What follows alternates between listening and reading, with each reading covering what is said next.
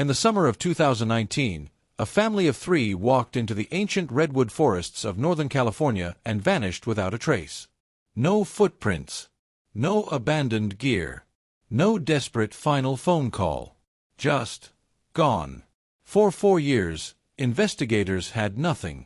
Then a hiker noticed something growing from the bark of a massive oak tree, something that shouldn't have been there. What they found beneath that tree would unravel one of the most disturbing cases in California's history. This isn't just another missing persons case.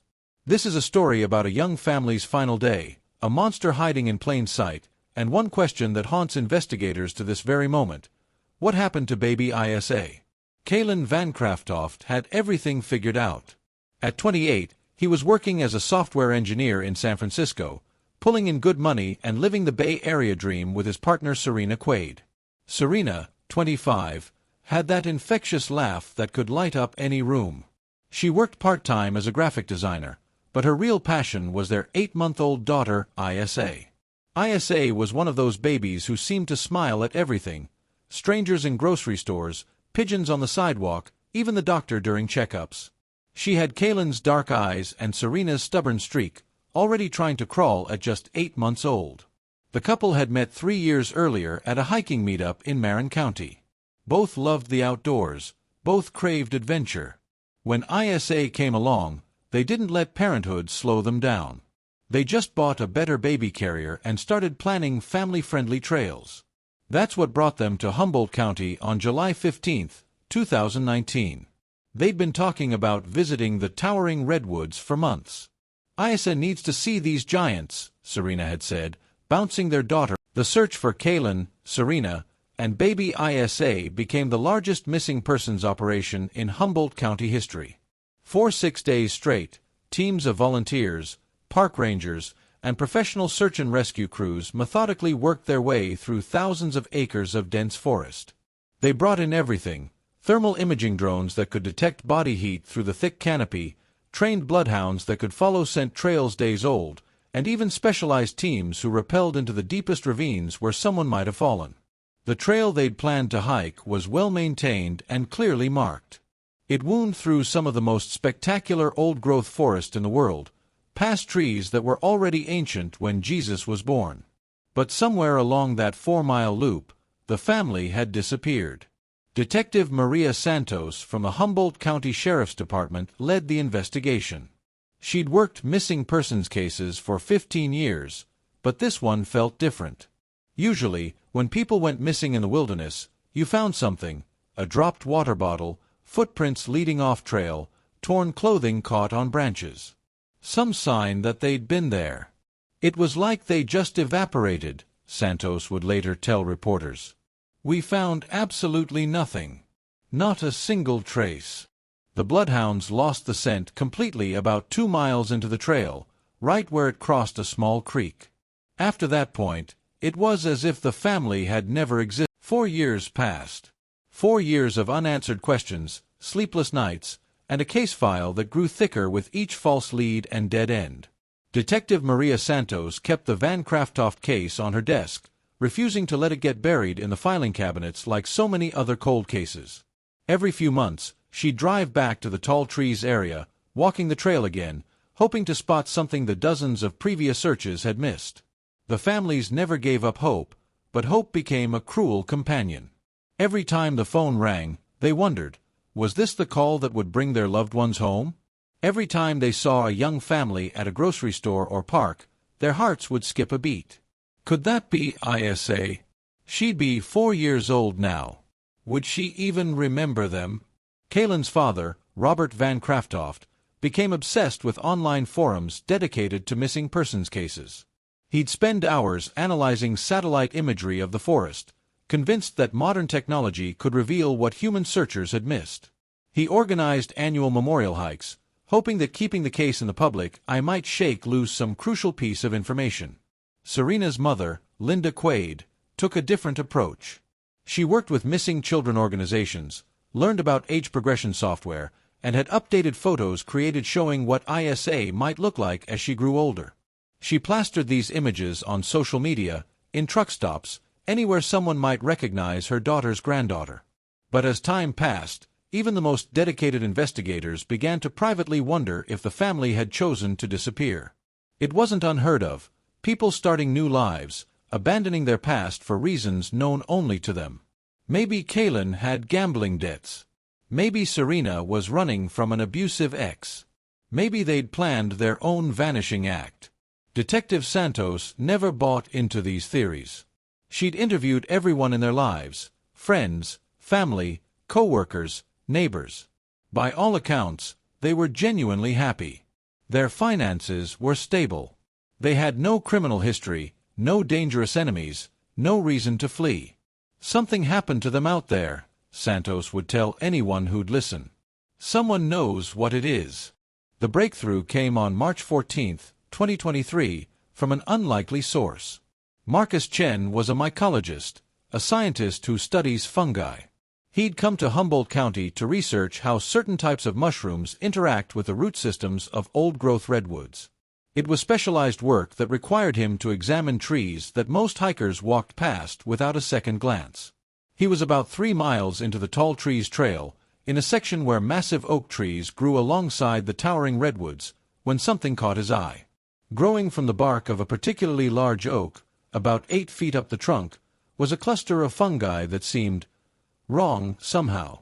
Chen had been studying forest fungi for 20 years. He knew what mushrooms should grow where, what patterns they formed, how they interacted with their host trees. This growth didn't fit any natural pattern he'd seen. The fungi formed an almost perfect ring around the base of a depression in the bark. The depression itself was oddly shaped, roughly rectangular, maybe 18 inches wide by 8 inches tall. And there was something else, a small piece of what looked like fabric, weathered and faded, caught in the bark just below the fungal growth. Chen took photos and made careful notes. Then, on impulse, he used his hiking pole to gently probe the depression in the bark. The wood gave way more easily than it should have, crumbling like it had been recently disturbed and hastily patched. That's when he saw it, a glimpse of something that definitely didn't belong inside a tree trunk. Something that made his stomach drop and his hands shake as he reached for his phone to call 911.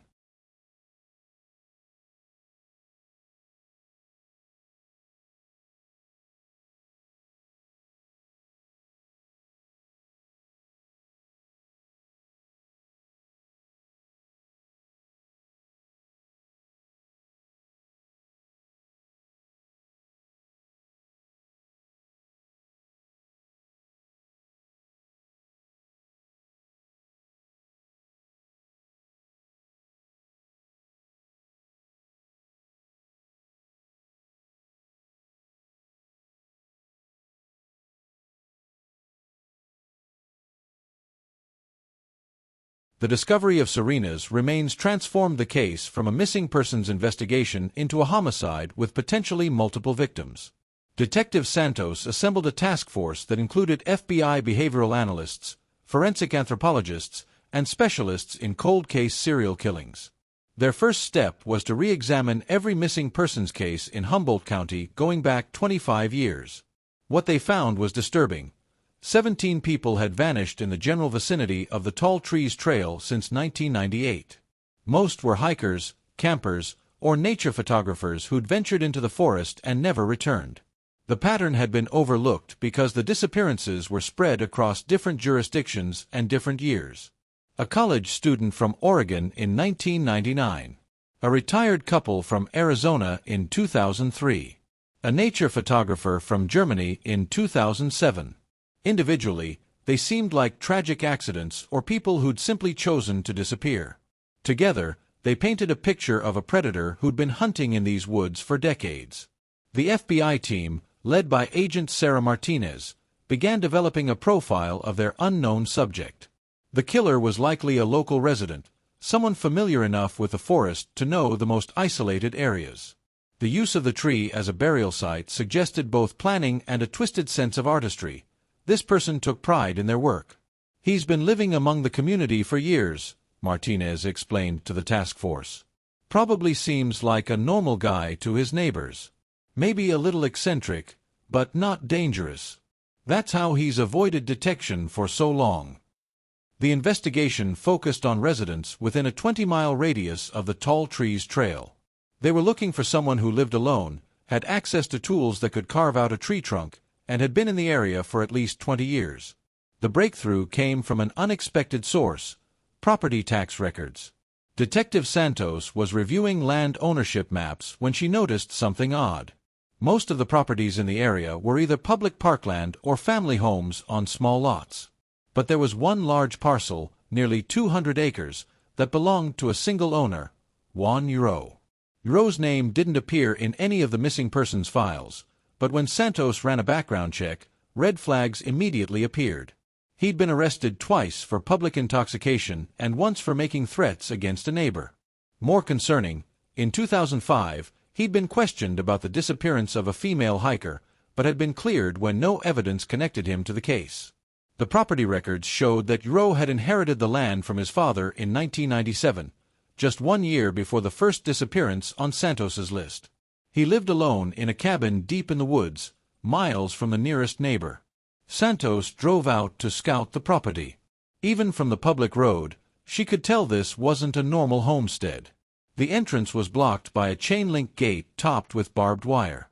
Hand-painted, "No trespassing" signs were nailed to every tree. And beyond the gate, she could see the outlines of multiple buildings scattered throughout the property. "This is our guy," she told Agent Martinez that evening. "I can feel it."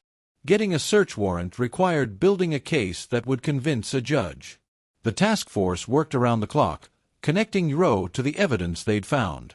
Soil analysis from the oak tree showed traces of volcanic ash that was common in only a few areas of Humboldt County, including the geological zone where Uro's property was located. More damning, when they checked hardware store records going back 5 years, they found that Uro regularly purchased the same type of plastic sheeting that had been used to wrap Serena's remains. On April 3, 2023, Judge Patricia Hendricks signed the warrant to search Juan Uro's property.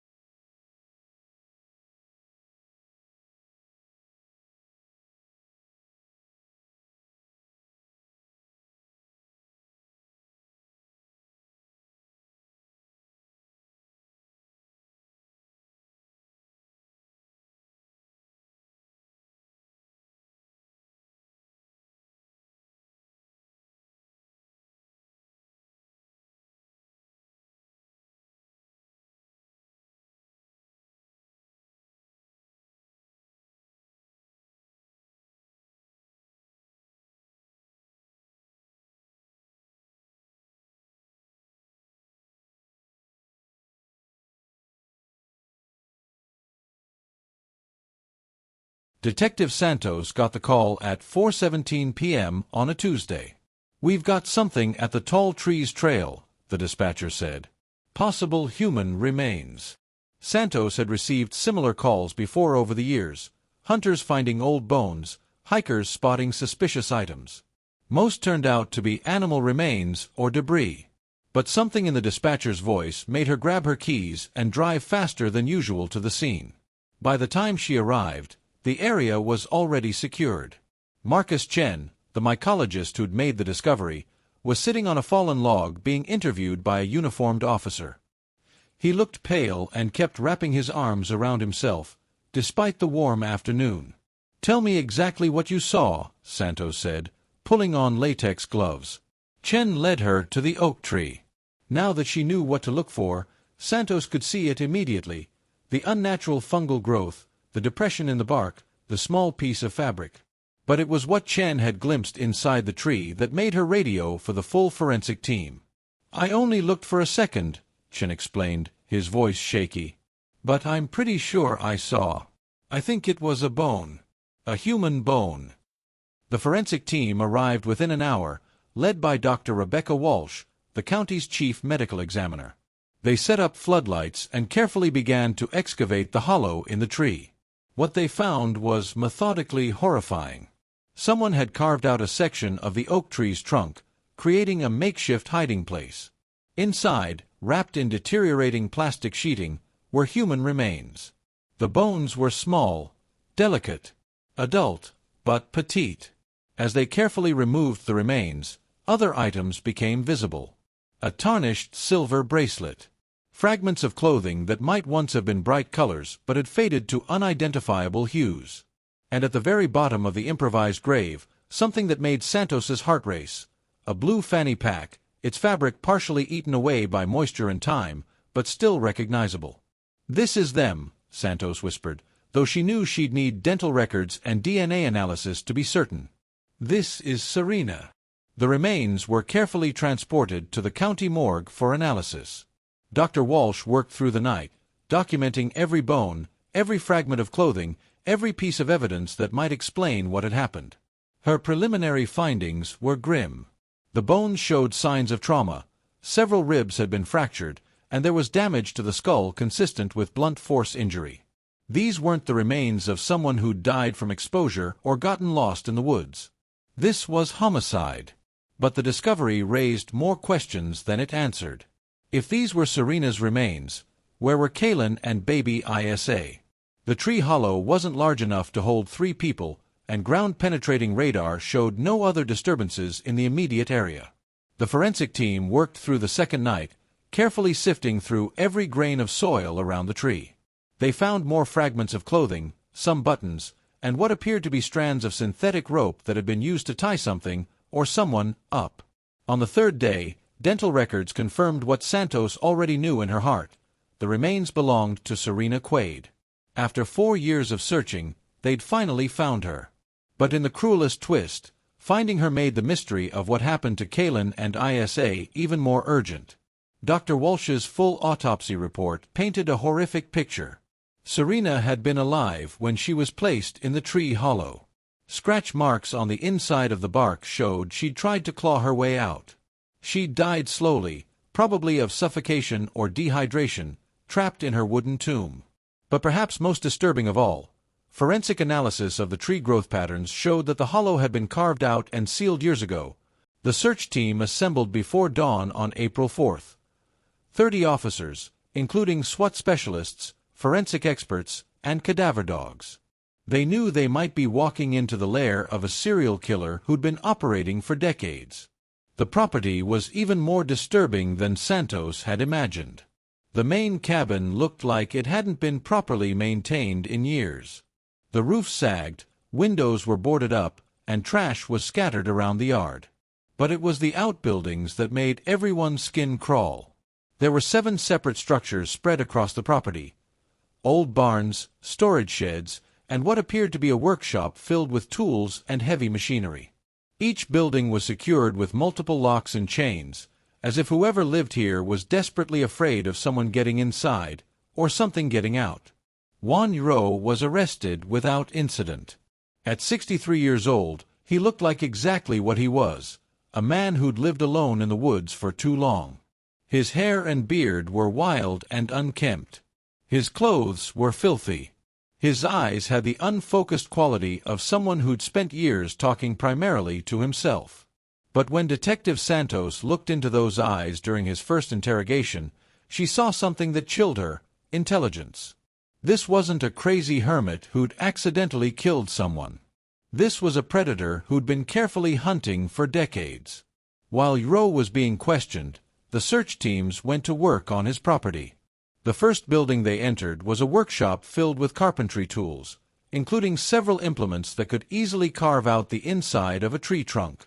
Forensic specialists found wood shavings that appeared to match the oak tree where Serena's body had been discovered. The second building yielded more disturbing evidence: rope that matched fragments found at the burial site, plastic sheeting identical to what had been used to wrap Serena's body, and most chilling of all, a collection of personal items that appeared to be trophies. Jewelry, photographs, driver's licenses, all belonging to people who'd been reported missing over the past 20 years. But it was the third building that provided the answers everyone was desperately seeking. The structure looked like an old root cellar from the outside, partially underground with a heavy wooden door secured by 3 separate padlocks. When the SWAT team finally cut through the locks and opened the door, the smell hit them immediately: the sweet, sickening odor of decomposition. Inside, they found a small chamber, maybe 8 feet by 10 feet, with a low ceiling that forced everyone to crouch. The walls were lined with shelves, and on those shelves were human remains. Not just one person, but multiple victims, their bodies in various stages of decomposition. Some were recent enough that clothing was still identifiable. Others had been there so long they were little more than bones and dust. All showed signs of having been restrained before death. And in the corner, wrapped in a small blanket, they found the remains of an infant. The forensic team worked for 3 days straight, carefully cataloging every piece of evidence. DNA analysis would take weeks, but preliminary examination suggested they'd found at least 12 different victims spanning more than 2 decades. Dr. Walsh, the medical examiner, had seen horrible things in her career, but this crime scene affected her differently. It wasn't just that he killed them, she told Detective Santos. He kept them, like souvenirs. He'd go back and visit them. The infant's remains were sent for priority DNA analysis. Everyone on the task force was thinking the same thing, but no one wanted to say it out loud. After 4 years of searching, had they finally found baby Isa?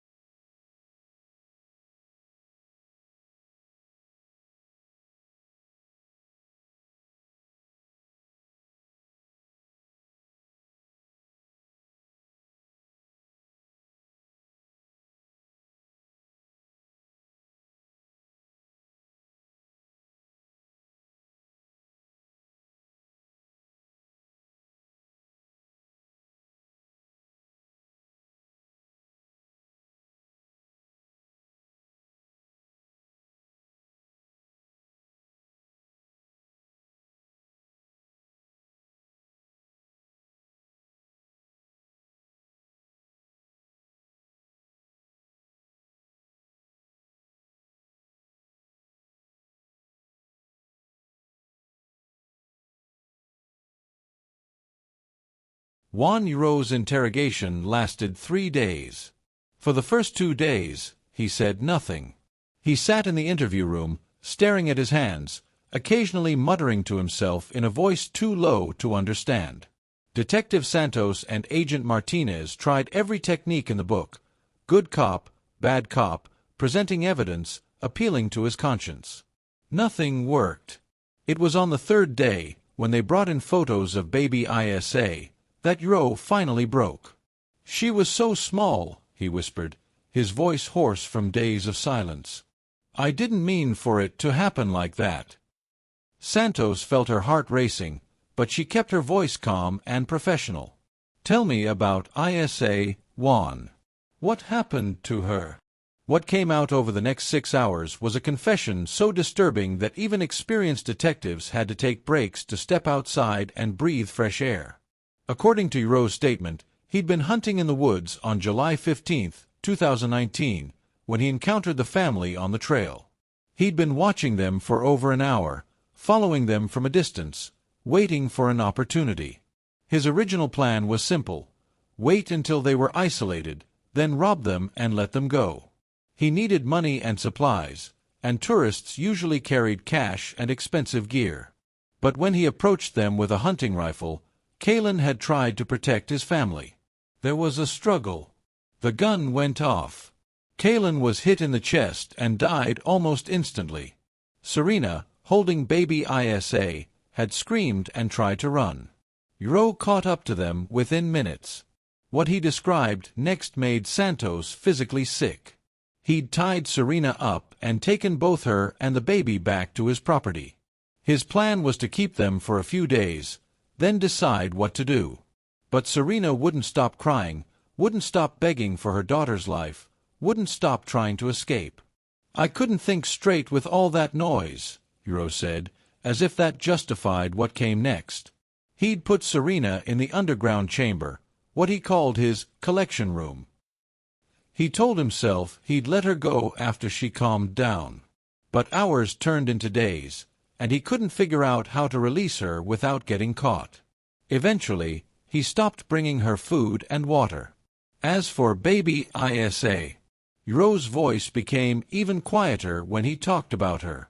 "Babies need so much care," he said. "I didn't know how to feed her properly. She wouldn't stop crying.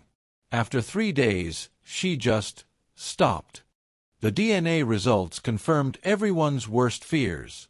The infant remains found in Uro's underground chamber belonged to Isa Van Craft. On September 15, 2023, Juan Uro pled guilty to 19 counts of first-degree murder, including the deaths of Kalen Van Craftoft, Serena Quaid, and baby Isa. He was sentenced to life in prison without the possibility of parole. The families of all the victims finally had answers, but closure proved more elusive. Robert Van Craftoft, Kalen's father, attended every day of the trial. When the verdict was announced, he didn't feel the satisfaction he'd expected. "Knowing what happened doesn't bring them back," he told reporters outside the courthouse. "It doesn't give me back the 4 years I spent wondering if my granddaughter was still alive somewhere, growing up without knowing who she really was." Linda Quaid, Serena's mother, chose not to attend the trial. Instead, she spent that week creating a memorial garden behind her house, planting flowers that bloomed in yellow, Isa's favorite color. The case officially closed on October 1, 2023, but its impact on the community continues. The Tall Trees Trail has been renamed the Memorial Grove Trail, with plaques honoring all 19 victims. Park rangers now conduct more frequent patrols, and hikers are strongly encouraged to travel in groups. Detective Maria Santos, who'd worked the case for 4 years, took early retirement after Uro's conviction.